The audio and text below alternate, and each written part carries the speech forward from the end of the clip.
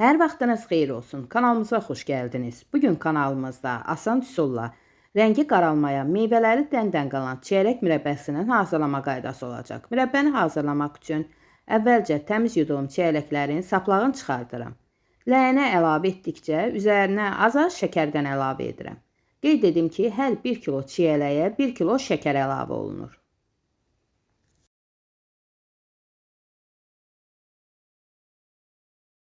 Bütün çiyələyi şəkərə əlavə etdikdən sonra ləyəni azacıq sirkələyirəm.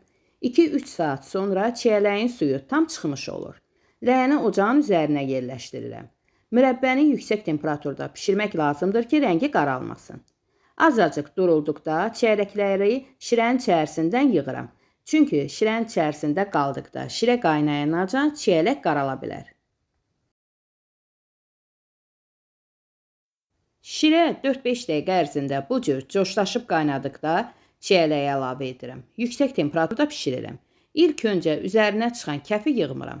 Biraz qaynayıb pişənə yaxın kəfi yığdıqda mürəbbənin rəngi qaralmır. İçərisinə 2 yemək qaşığı da limon suyu əlavə edirəm.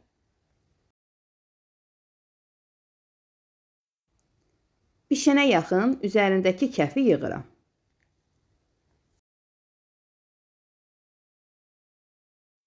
Mürəbbə bu cür coşlaşıb qaynadıqda pişməsinə əmin olmaq üçün boşqaba 1 qaşıq əlavə edib kənarda 1-2 dəqiqə soyudun.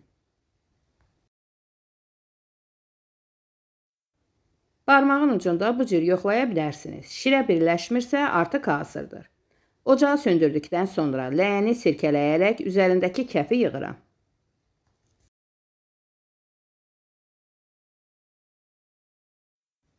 Yenidən ləyəni sirkələdikdən sonra yerdə qalan xırda kəfləri də salfet yardımı ilə asanlıqla yığıb götürürəm.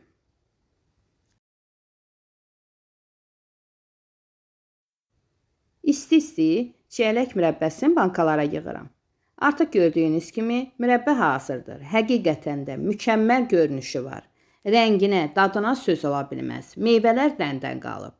Çox gözəl üsuldur. Hər kəsə bu üsulu mütləq sınamağı tövsiyə edirəm. Videom sizlər üçün faydalı oldusa bəyənməyi unutmayın.